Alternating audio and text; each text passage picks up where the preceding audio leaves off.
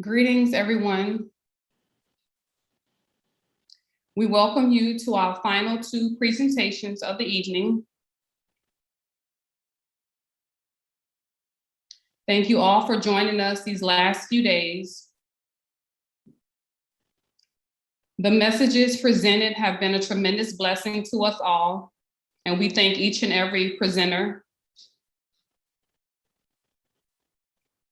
May we all continue to hold to the precious truths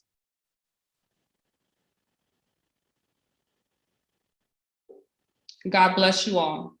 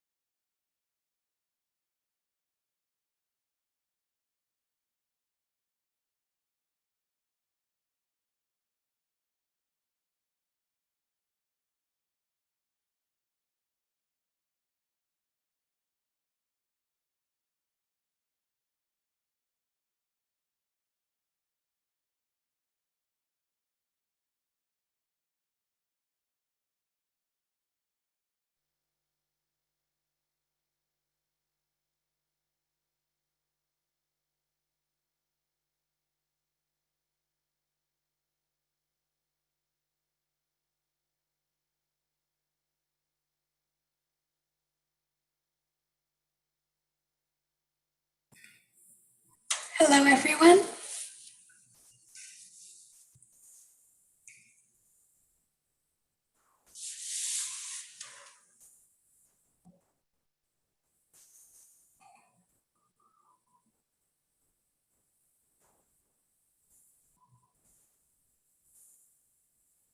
If you kneel with me, we'll begin with a silent prayer.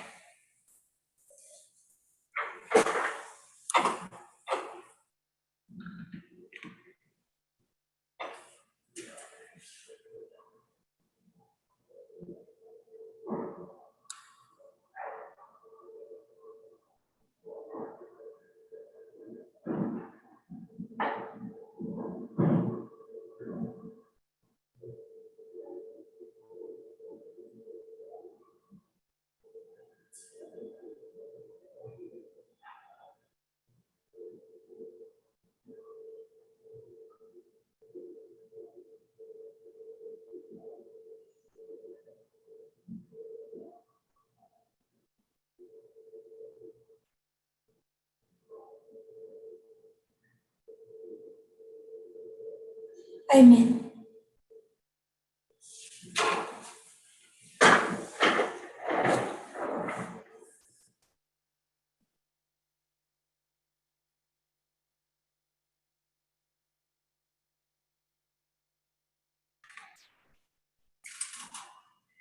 So I've been covering ancient history.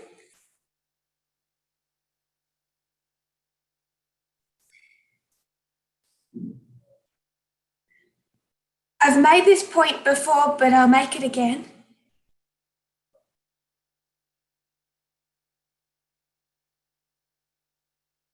Perhaps the biggest obstacle to understanding pagan history and sexuality there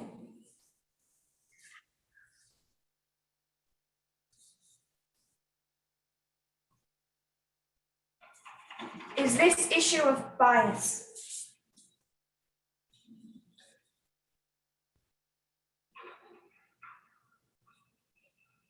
People with differing views go back to this history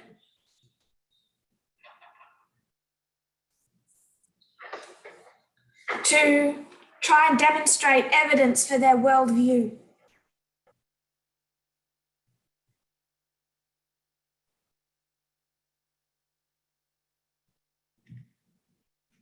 So someone will go back and say, see, homosexuality has been around forever.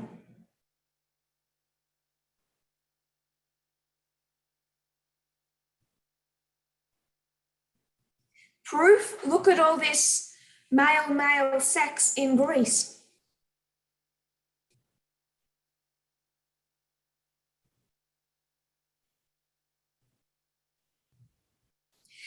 Another side will say,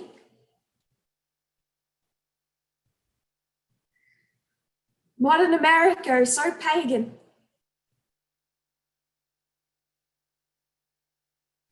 Look at the immorality of pagan Rome illustrated in the West today.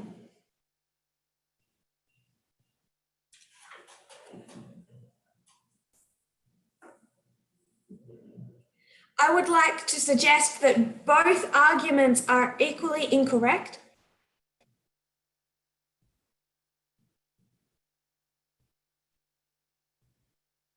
Both are manipulating ancient history to defend their preferred worldview.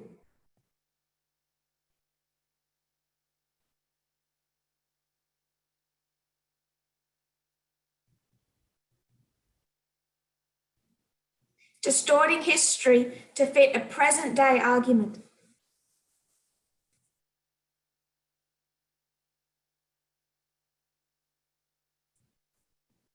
Question.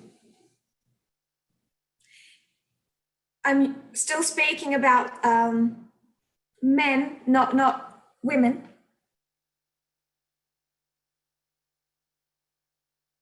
Because it's so much easier to see in paganism.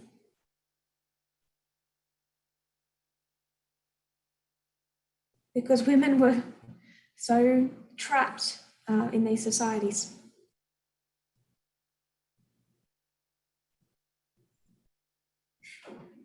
But the arguments equally apply to women.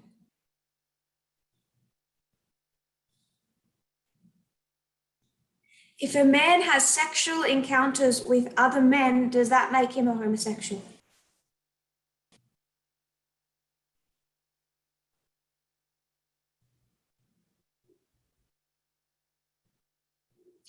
Does that mean he must be gay?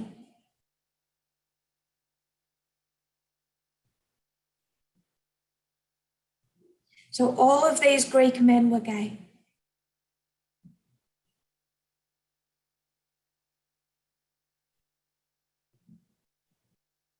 I would argue no. And my defense is the following. In the 1950s, is it culturally acceptable to be homosexual?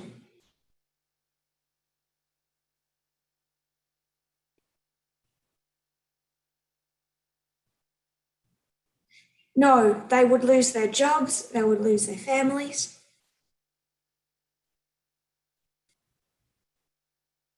It was like just being a leper cast out of society.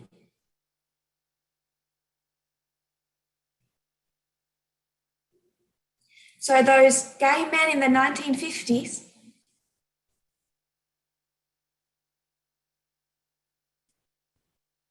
they fit into what society expected of them.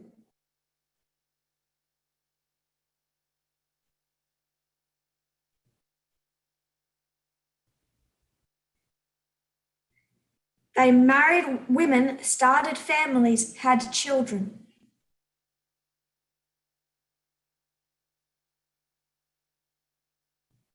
So they had a woman fall in love with them.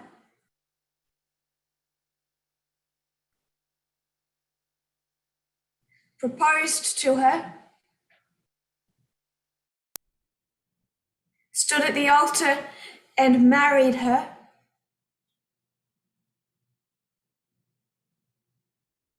had an erection, had sex with her, raised children with her, in any of that timeline, did those gay men become heterosexual?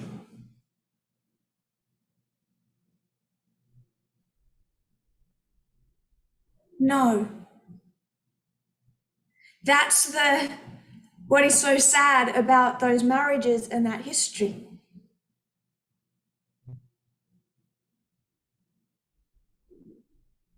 You look back at when they did that, and there was always something missing from those marriages.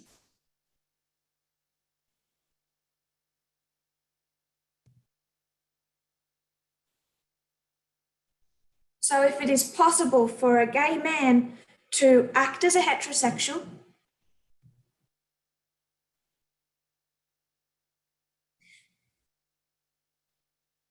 to fit into society, to have sex with a woman, and still be gay, it is possible for a Greek heterosexual man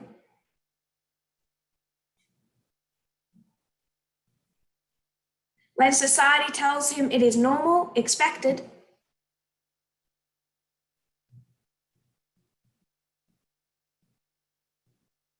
to do sexual acts with a young boy.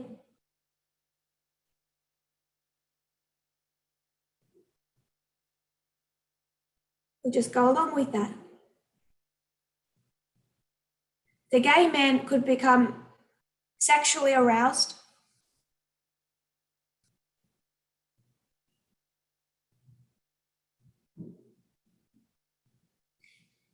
the heterosexual man can also.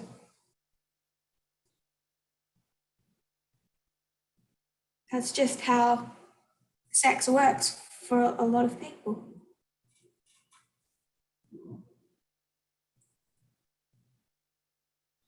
But as I said yesterday, there's something missing.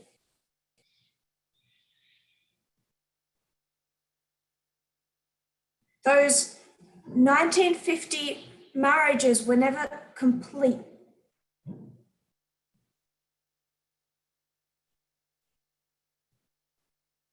There was a deep soul need in the heart of those men that was never met.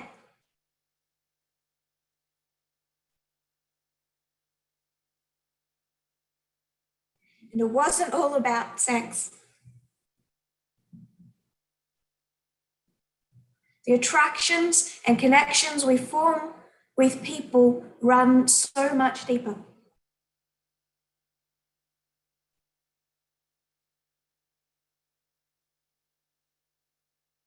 So my point is these Greek and Roman societies were not composed of all these homosexuals.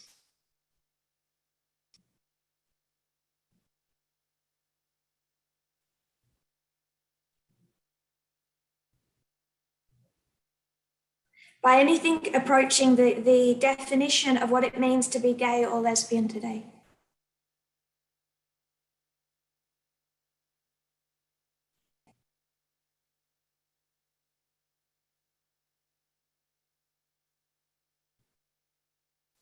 A Roman man could dominate about anyone or anything that he saw.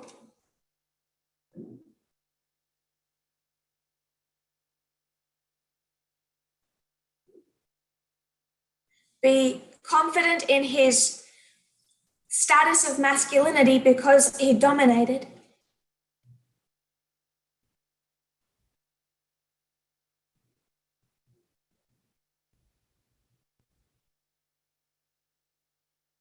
And then go home to his wife.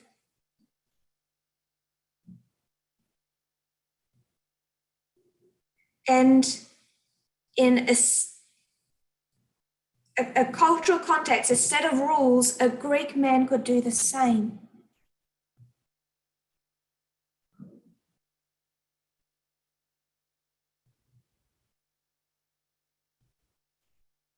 Just make sure you get married at 30.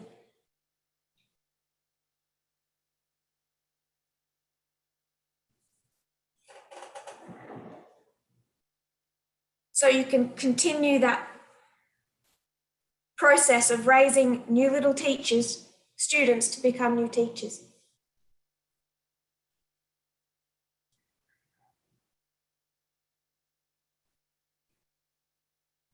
Now, my argument is not that homosexuality did not exist.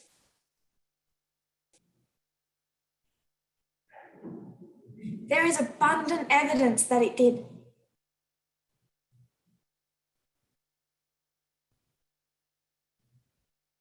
There were gay men and lesbian women through all of these histories.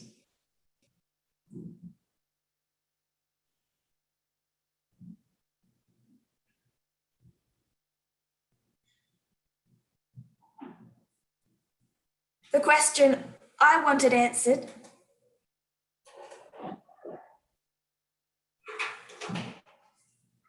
is, if they're so progressive,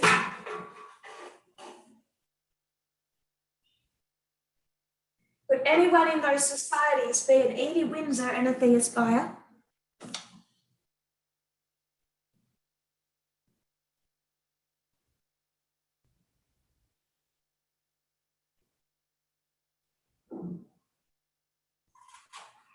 Or a John Arthur and a Jim Obergefell?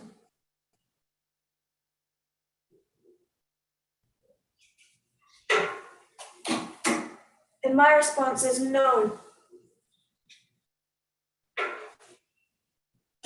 Because these societies were deeply homophobic and patriarchal.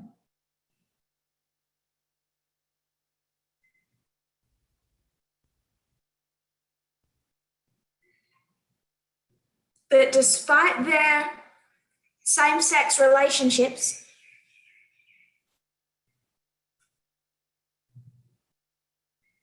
in that precise cultural context,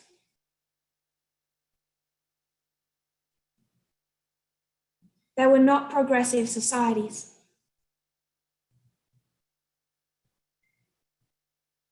Because if you fell in love with another person of the same gender,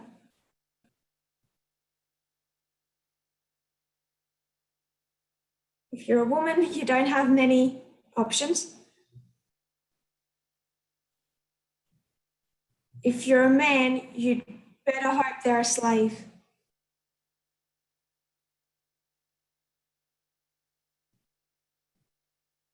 Or a prostitute. And if they're a slave, you can go to his owner and say, "Can I borrow him?"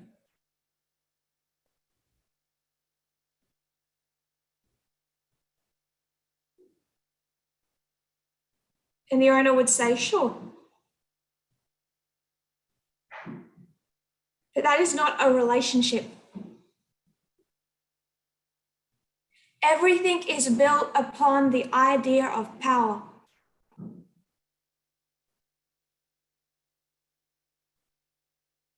Power, status, not relationship. You had to have the power as a man. Because the minute you slipped, you became female.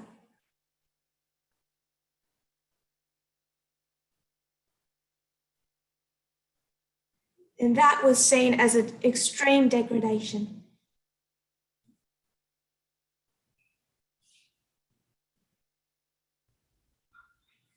So we've illustrated that through a number of societies.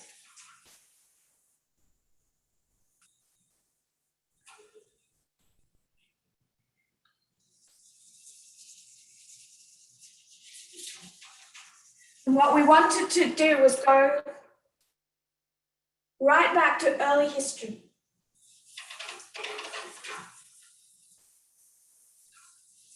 We talked about the Kahun Papyri.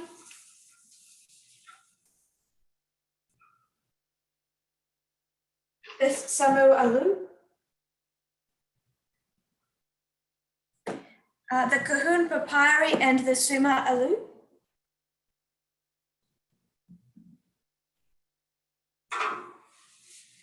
So we could go back as stretch that mindset beyond the history of Greece.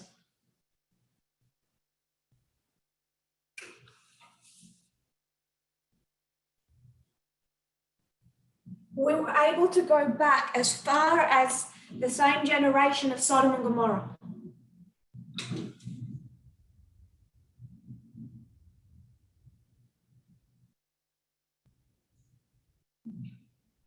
To see that the evidence of the mindset over here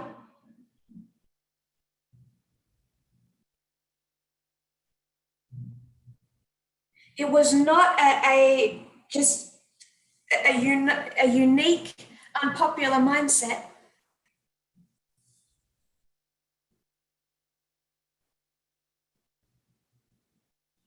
But of all of the things historians disagree on,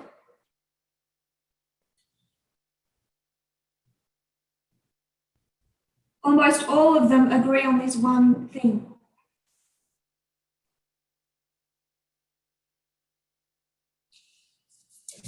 That the dominant mindset around sexuality for the ancient world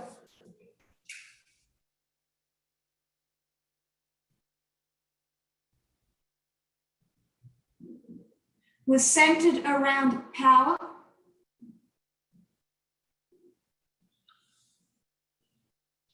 the dominant and the submissive.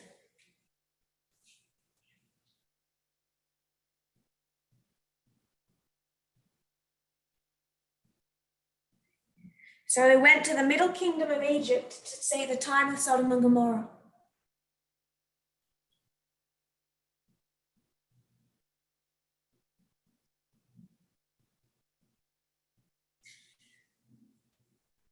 The uncle and the nephew, Seth and Horus,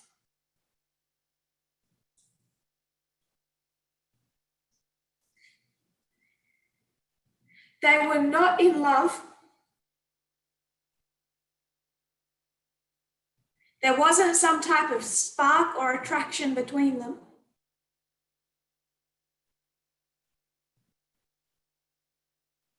The acts were culturally common,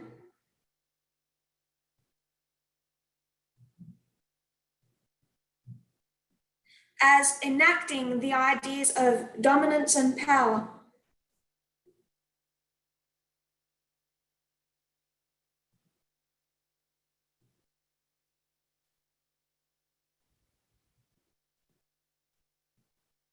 It takes the idea of toxic masculinity to a whole new level.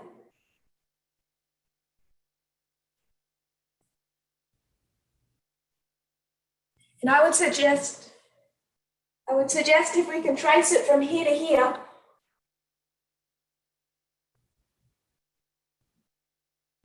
the idea that the world before the flood was full of practicing gay and lesbian men and women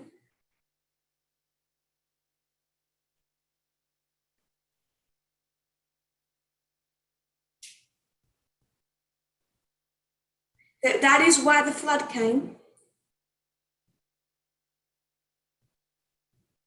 is absolute insanity.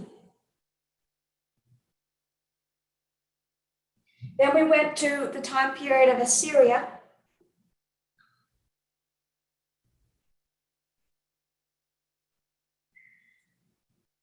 The first quote in the document of quotes, just one sentence for the translators. Like other Oman collections, the Suma Ulu developed over the course of several hundreds of years around the middle of the 7th century BC.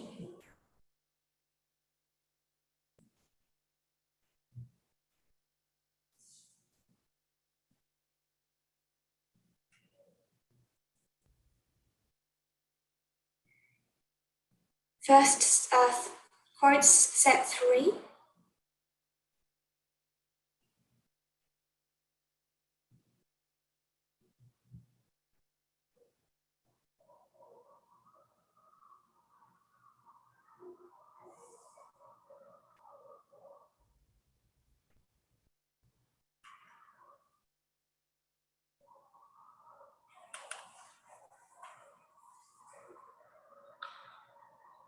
So what we read about the Sumer Elu was around 700 BC.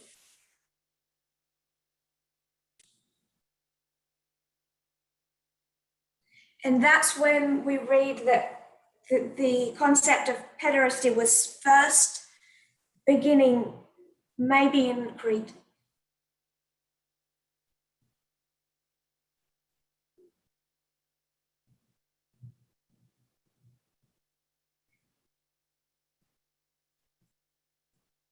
We didn't go into Babylon. I just made the claim it was the same.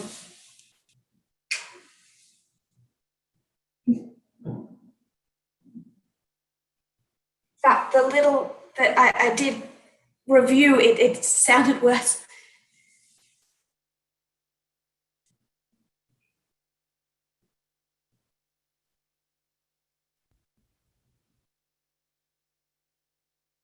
Then we had Greece, Rome, and we continued with Rome all the way till Constantine.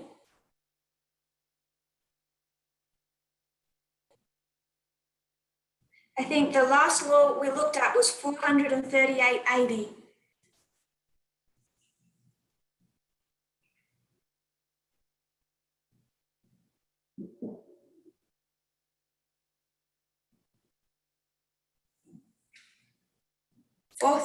AD. So we've covered a time span from around 800, 900 BC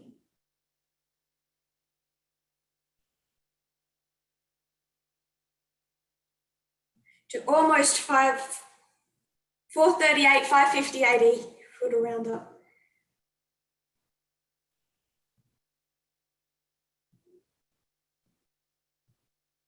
Do you know, for the dominant thought for that time period,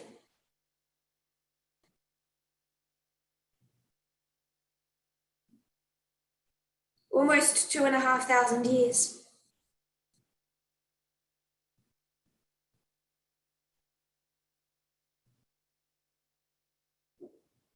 Is that the sex act is a ritual, a reenaction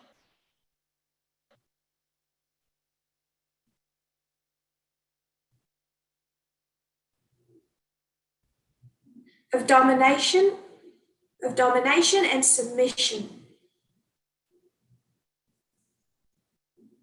It doesn't matter who you have it with.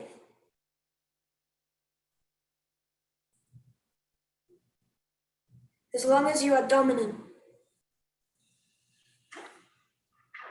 As long as no one can question your masculinity.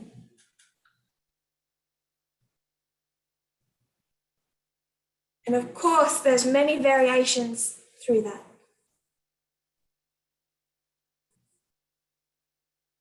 The Greek lower classes, for example, would ridicule both.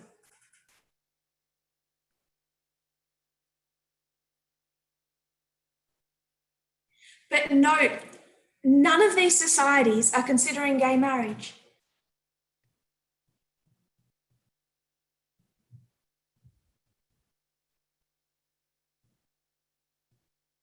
It's not even a question.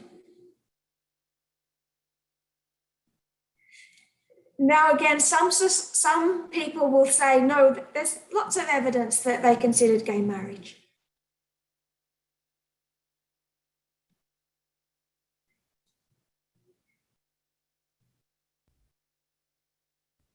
And when you ask for the evidence,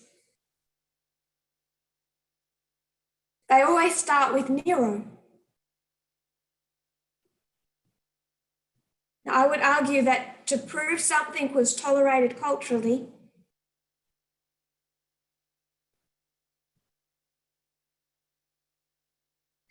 Nero forcefully castrating a man to try and turn him into a woman,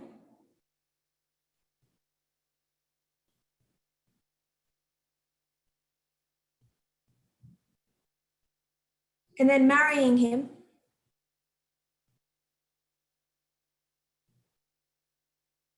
is not a good example.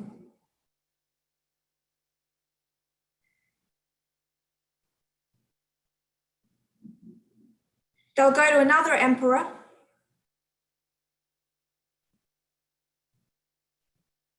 who referred to one of his slaves as his husband.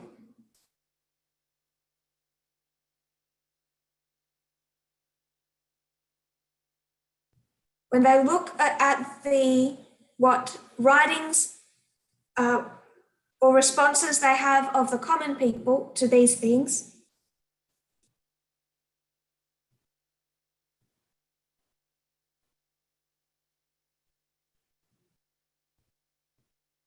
society always responded with ridicule. It's not examples of the need or desire for a same-sex committed marriage.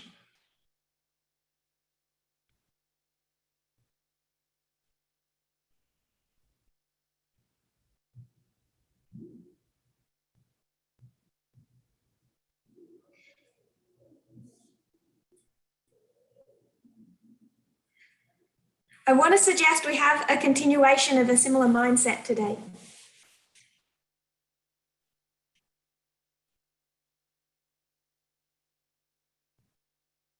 That thread of connecting sex with domination and submission is still here in our mindset.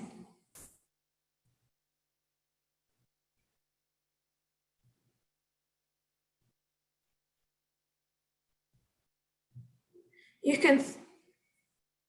can thread it all the way through paganism, right through Constantine.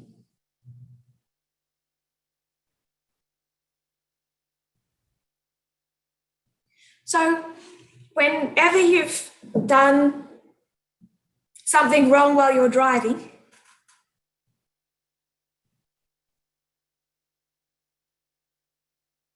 and you upset someone,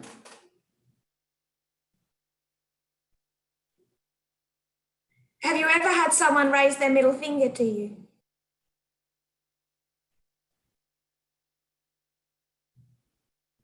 Why is that an insult? What's with the middle finger? The middle finger is the finger people would expect to use with penetration.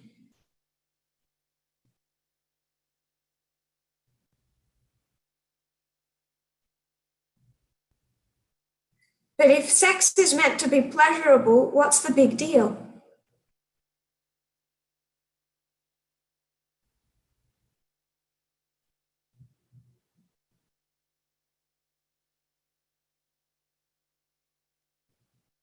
I don't know if anyone has ever said to you the following slur.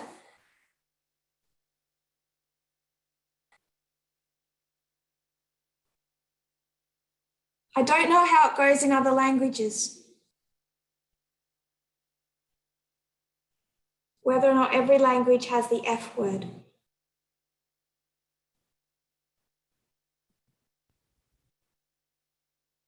says F you.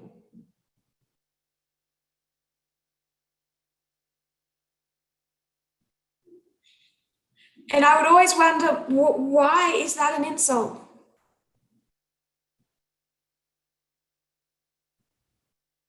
To tell someone to go have sex.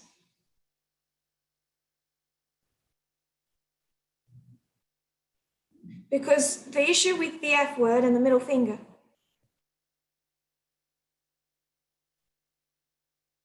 is that it's essentially telling a person to be penetrated.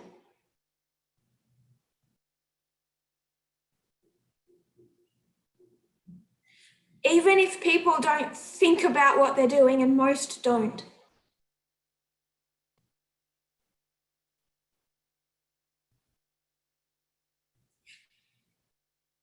I would suggest that under the layers of the ignorance of society,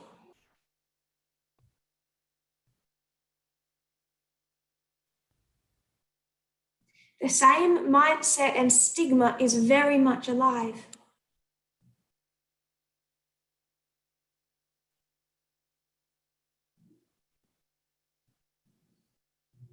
The stigma around penetration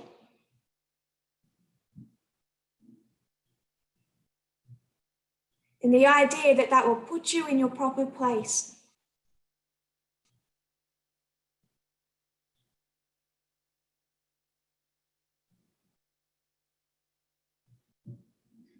The men of Sodom and Gomorrah didn't want to rape a woman.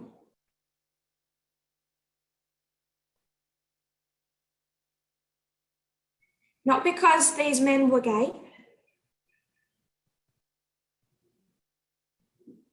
but because women already knew their place.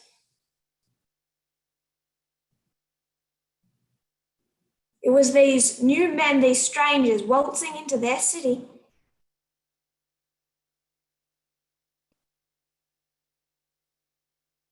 that needed to know their place. And we have the same mindset.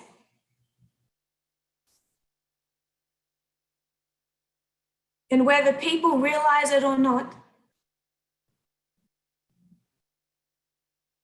when they raise the middle finger or they say F you,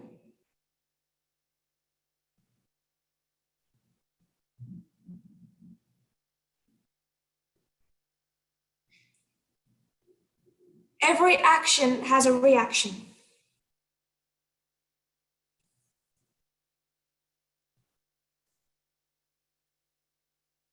And even with ignorance,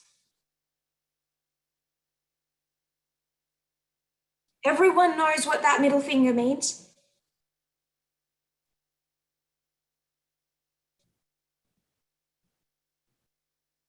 Everyone knows that you would expect a woman to be the penetrated.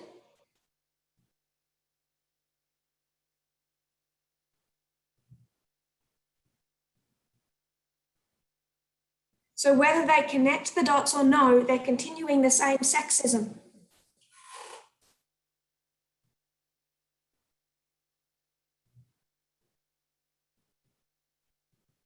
That Greek thought of women as incomplete,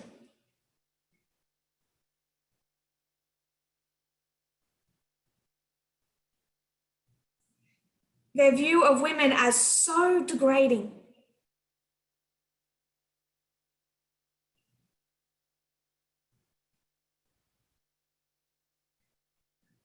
I grew up in conservative Adventism. They'd often say modern society is so Greek.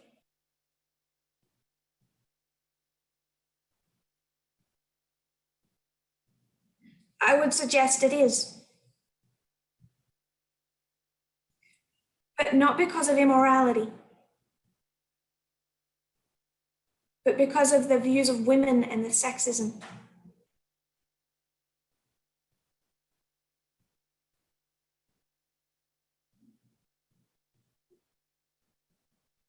I want to read a quote by Lisa Miller from,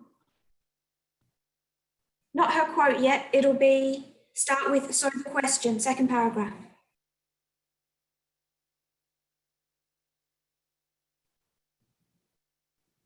So the question still remains, this is from Inquiry's Journal.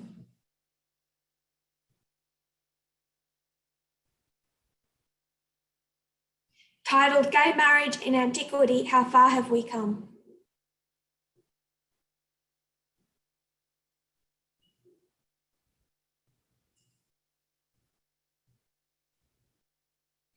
So the question still remains, can modern America learn from the same-sex behaviour and attitudes of ancient Greece and Rome? The short answer, no, we can't. Though these ancient cultures were far more accepting of same-sex interaction than our modern American culture is, the fact remains that they both share similar ideas about how marriage should be, and there is no room in any of these cultures for the concept of gay marriage as anything more than a joke, as in ancient Rome witnessed by the reactions to the Emperor Nero, or a corruption of the sanctity of marriage as witnessed in modern America.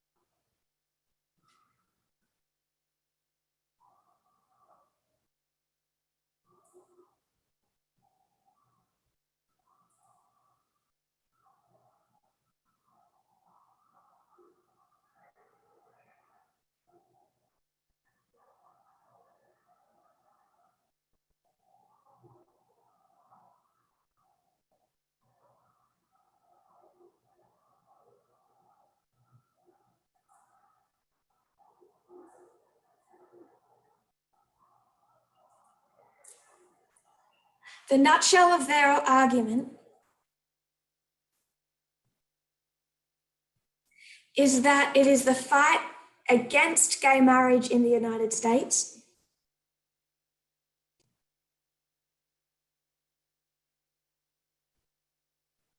that it's that mindset you find typified in pagan cultures.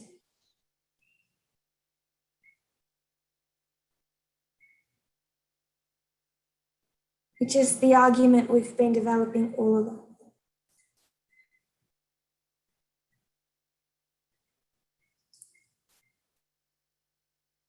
I didn't want to distract from this theme by going into other cultures.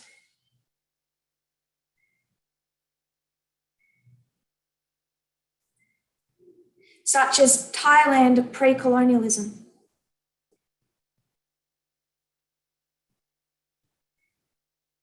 But I do want to say, if you're a woman then unfortunate enough to be in one of the harems,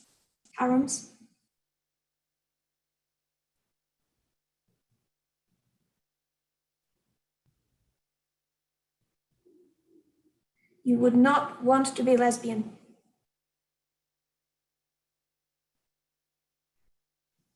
If you were dragged out and publicly lashed.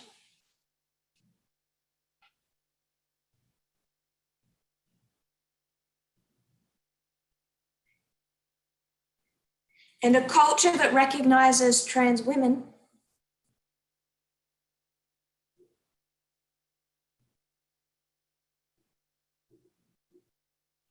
people who are born with the biological sex of male and transition to their gender identity female.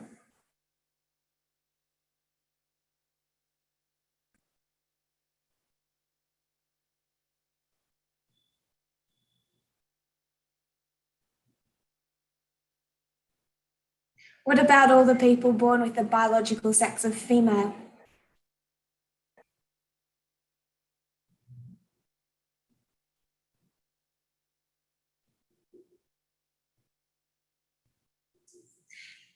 The other culture would be that we would discuss would be the North American Indians.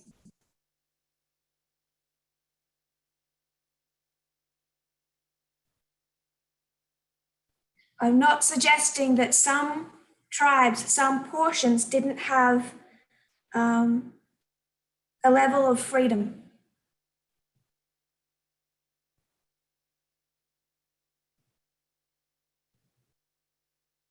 But when we had the message of understanding two streams of information,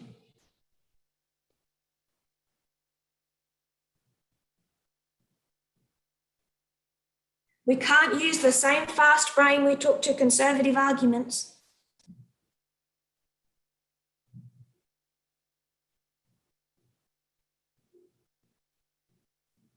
and take them to liberal arguments. And memes are fast brain arguments.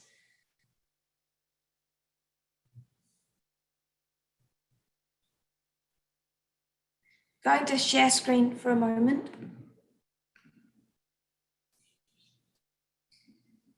One such meme you will see shared is this photo of an Indigenous Native American.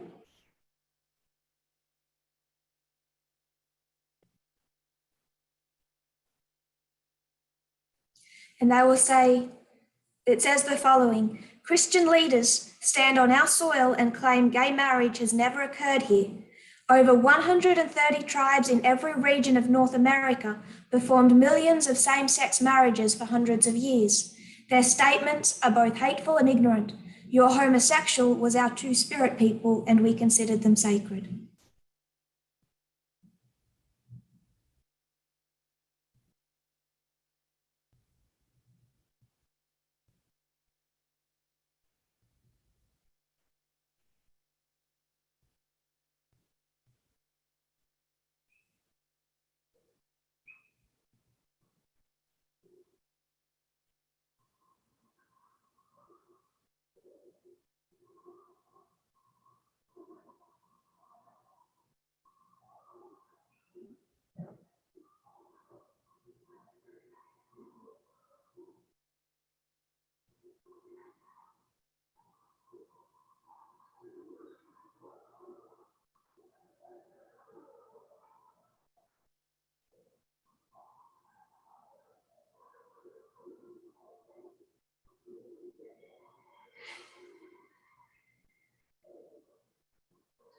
There is so much wrong with this picture and statement.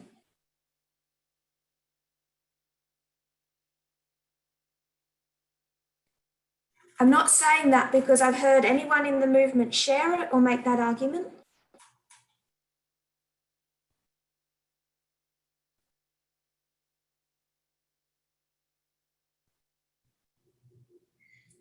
But please do not take the mistakes of past dispensations regarding two streams of information and how we process external knowledge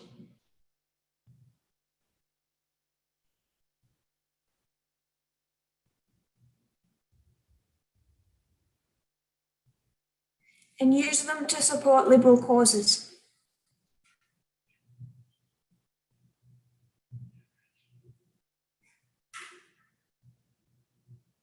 People who do that with Greece damage their own argument.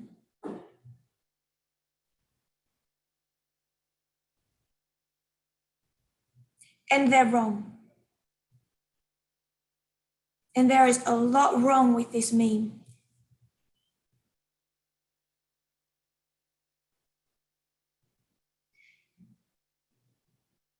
Just like the Greeks, they did not even conceptualize homosexual people or gay marriage.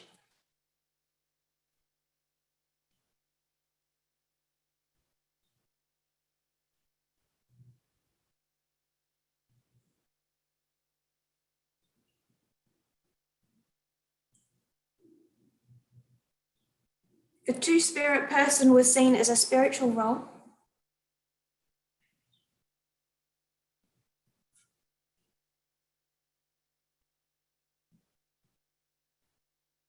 People did not get to choose freely for themselves.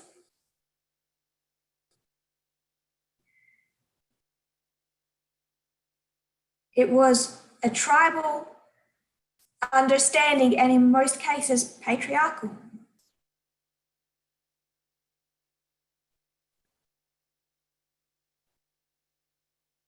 I'm not ignoring the pockets where there were matriarchal tribes.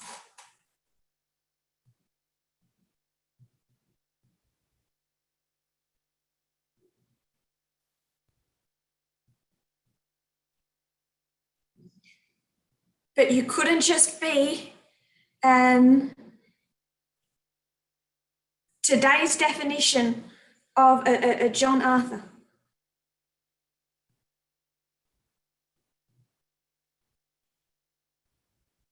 This ends up being nothing more than just a nicer looking cultural appropriation.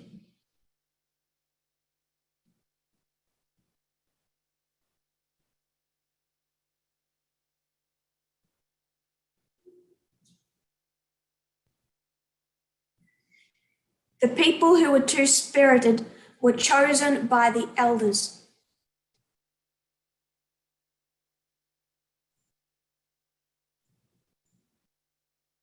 They didn't reach an age and make a decision for themselves.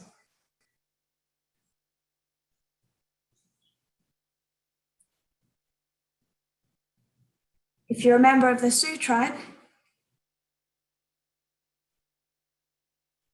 and you're a woman and you were raped, your rapist would be expected to give your husband some money.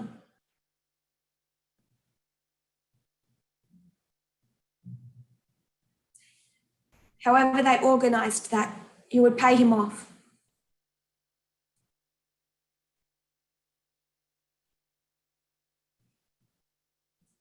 And then he could take you. I'm not meaning to denigrate Indigenous cultures.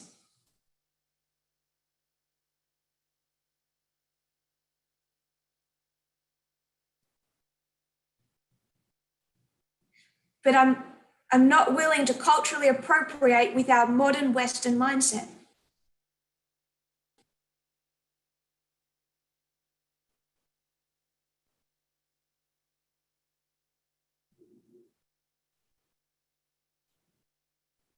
And also whether it's politically correct or incorrect.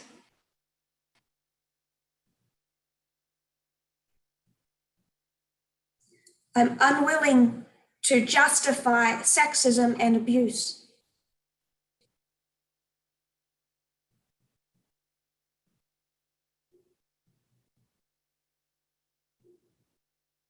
I do not care whether it's modern Australia or Indigenous Australia.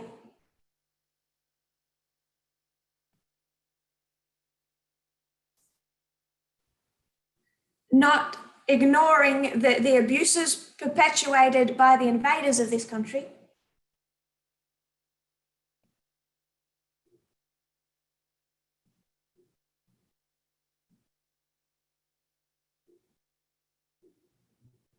We do not excuse the sexism, patriarchy, and abuse of any culture.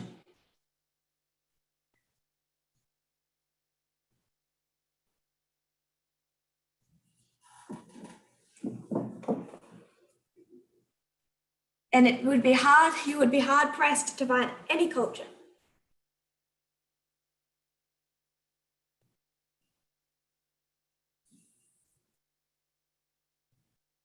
that didn't operate off a deeply misogynistic, patriarchal mindset.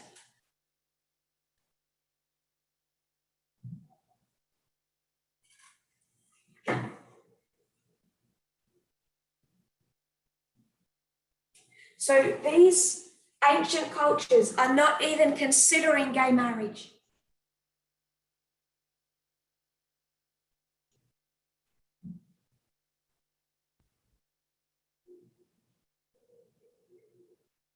What changed here?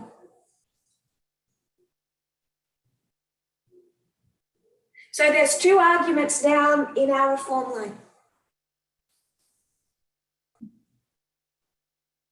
People have two views. Someone will say, your American Western society is so much like pagan Rome.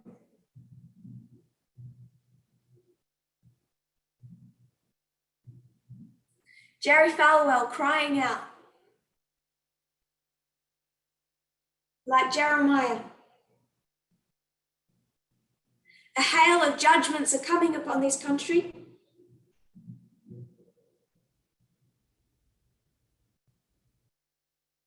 Because it's immoral, just like all these pagan countries that God swept away.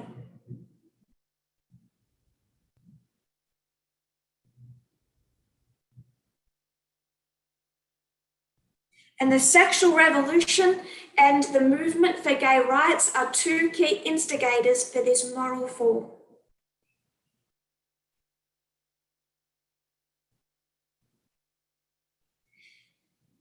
The sexual revolution and the movement for gay rights.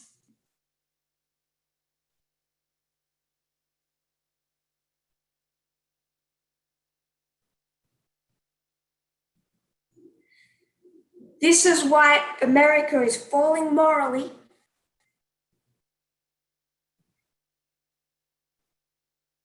and will come under the judgment of God. And Walter White and Jerry Falwell agree.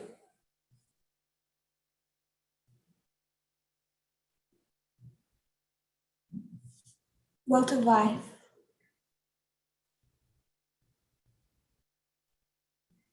Or the following argument. I'm not addressing the movement or Adventism. My question is, how has the secular world changed between Middle Kingdom Egypt and modern America?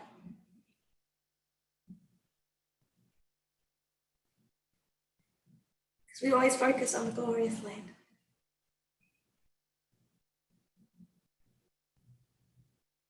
I agree with the second argument. And that is that all of these societies operated on the following construct.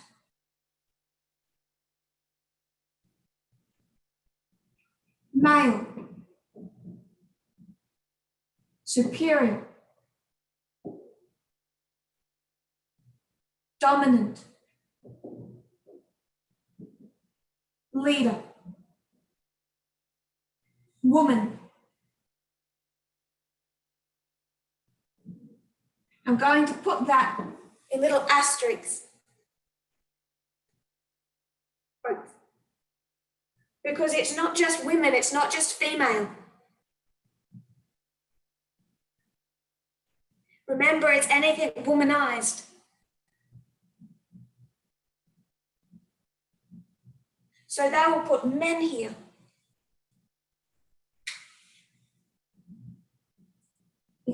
If they play the part or act like a lowly woman.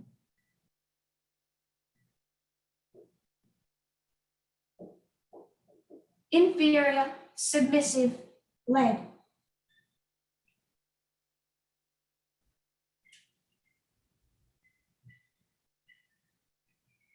What changed between Middle Kingdom Egypt and modern America?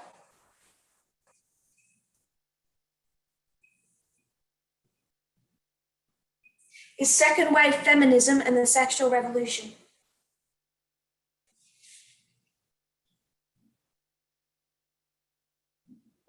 The sexual revolution said, you know what?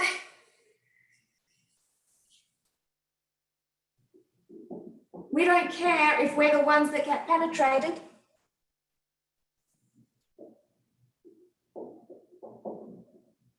We are not passive sex objects. We are active.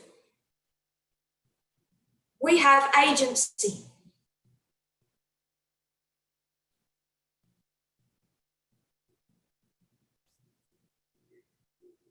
We have agency.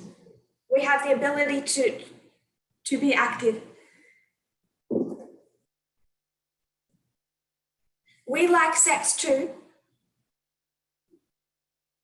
It's not something you do to us. It's something that we do to you too. And they attacked this idea of the passive.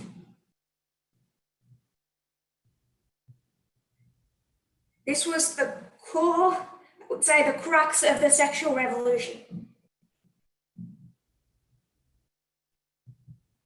And they physically, violently fought to take down this idea of the passive.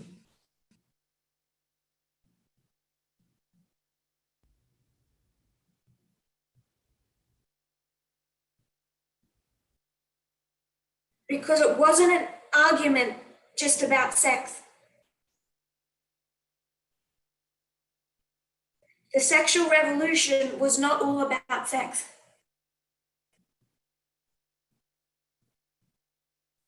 Because as we've seen all week, when you're passive, it has a lot of connotations and expectations.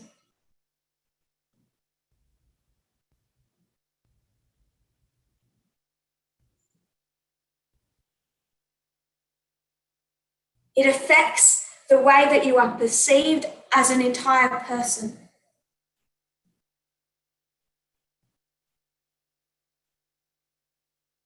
It was not all these sexually active women just wanting to have sex.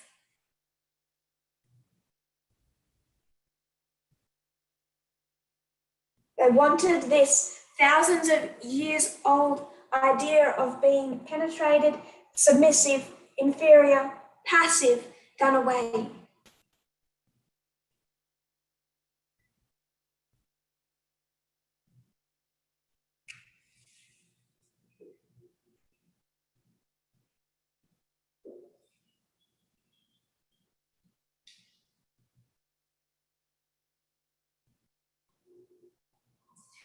The second thing that dismantled this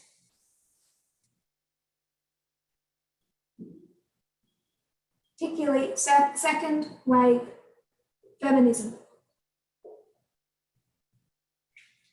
But feminism from the beginning.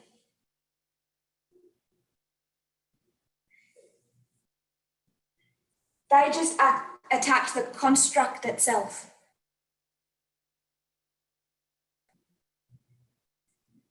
the entire way society constructed the ideas of power and leadership and dominance.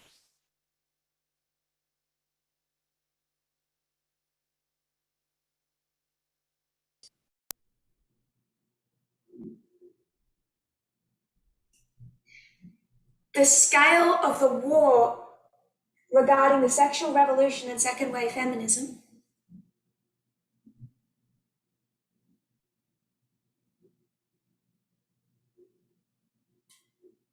it's something that's never been seen ever in world history.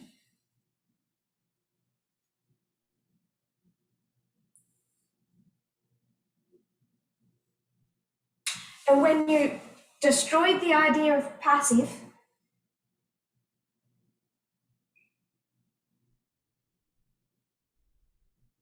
linked to submission and inferior,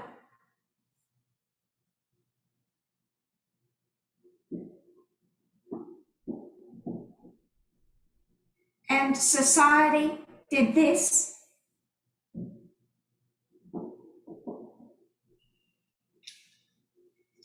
the masculine, and anything like a woman, feminine,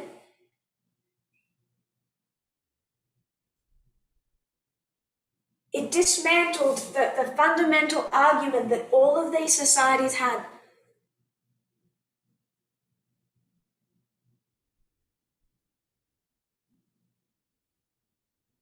Until you dismantled this power imbalance,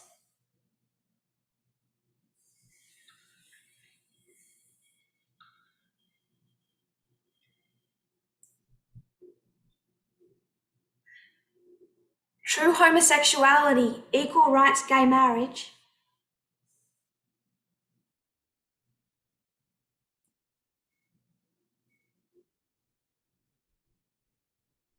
could never have been tolerated.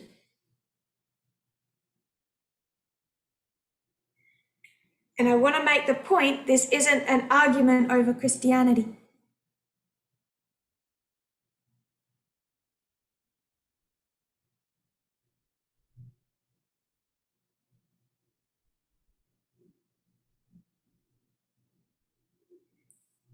This is all just secular societies. But you can do the following. Say paganism,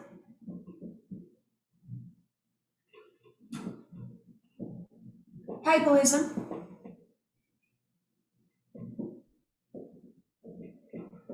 Protestantism. If you wanted to link it with Christianity, that would be the way to do it.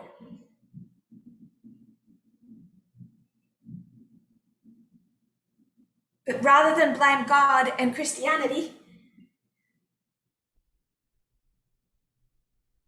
and think that pagan societies had equality figured out,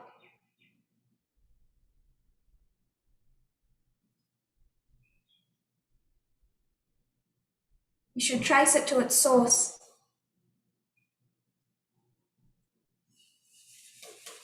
And it's not Seth, it's Cain.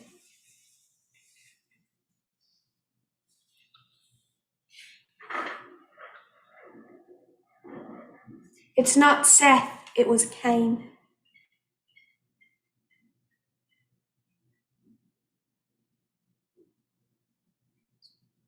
So the minute you dismantled for the first time in world history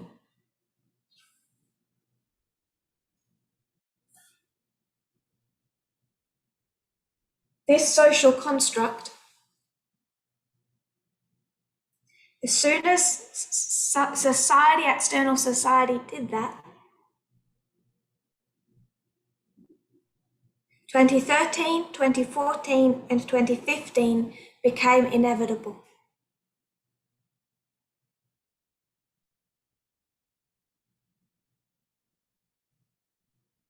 It was just a matter of time. I want to quote from the same author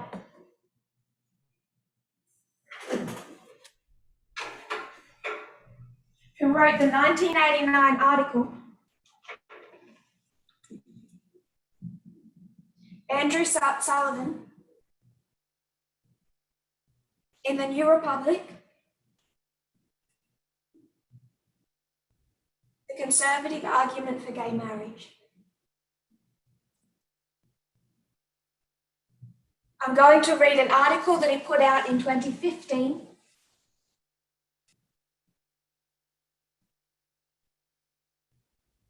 after this Supreme Court case.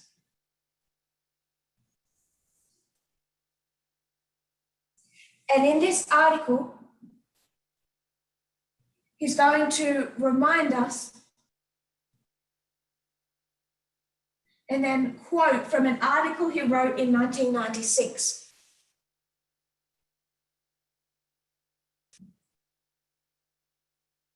And he wrote this article in 1996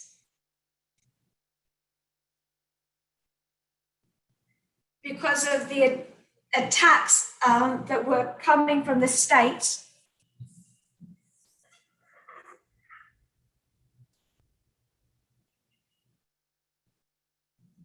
on interracial marriage and gay rights.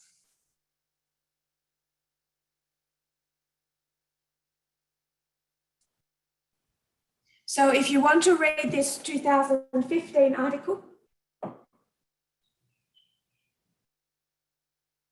it's titled, "It is Accomplished."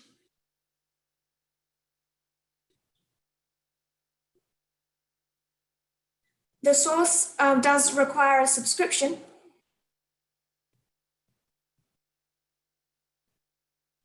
But they give you a few free articles, which is how I got them.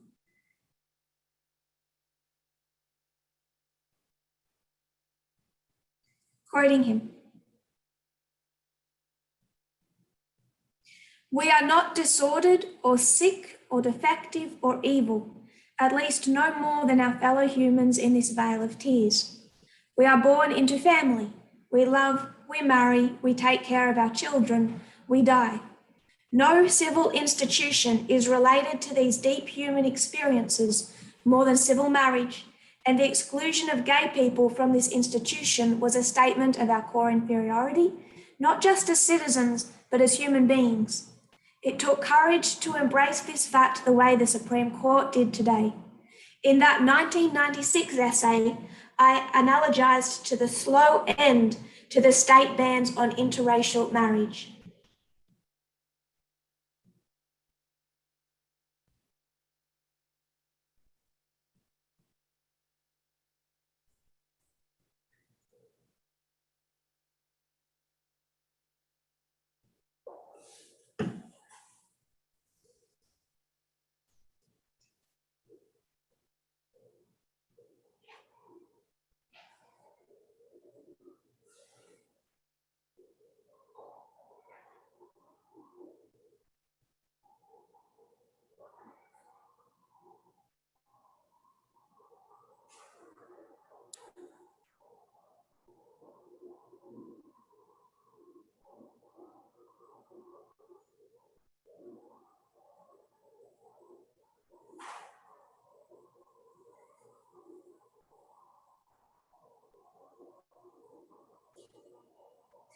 The process of integration, this was the civil rights movement, like today's process of coming out, introduced the minority to the majority and humanized them.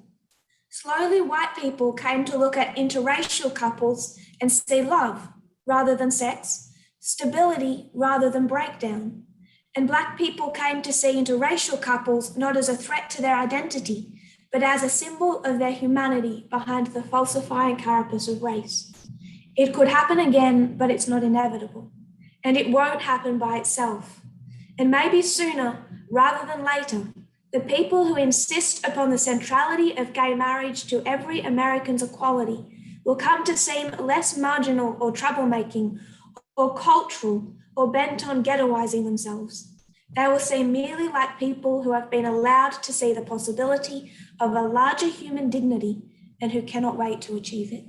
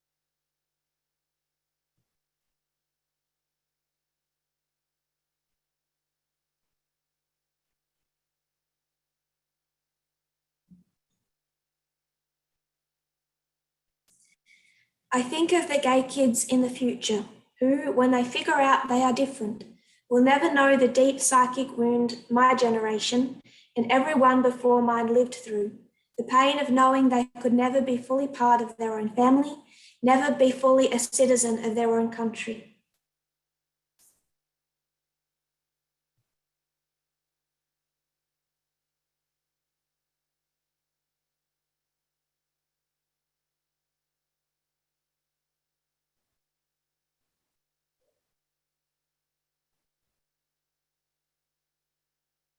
I think more acutely of the decades and centuries, I want to add millennia, of human shame and darkness and waste and terror that defined gay people's lives for so long. And I think of all those who supported this movement who never lived to see this day. And I think who never lived to see this day, who died in the ashes from which this phoenix of a movement emerged. This momentous achievement is their victory too. For marriage, as Kennedy argued, endures past death.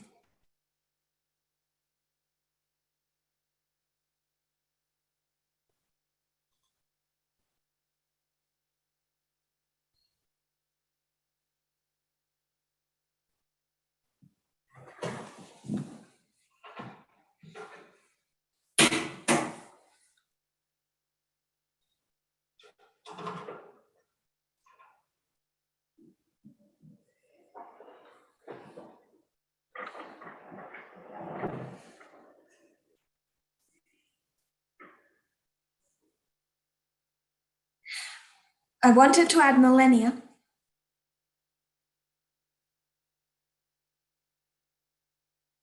because it's not something Christianity brought.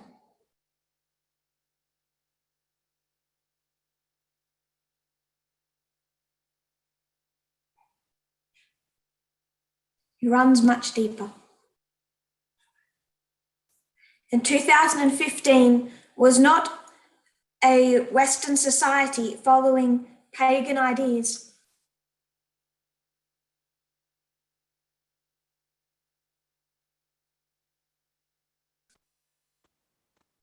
It was something unprecedented.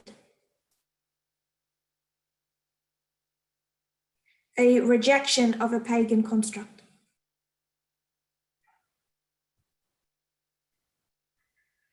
This. We'll take a break now and come back. If you kneel with me, we'll close in prayer.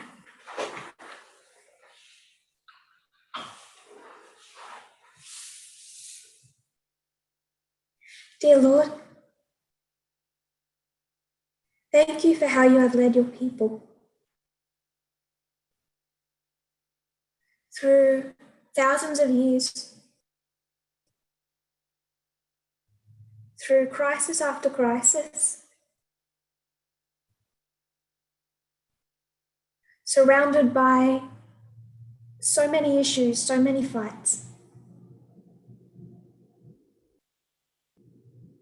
We know you're still leading. I pray that in the craziness of the current world,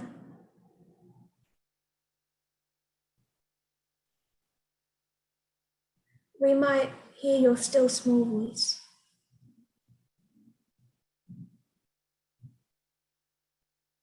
Showing us right from wrong. Restoring your people.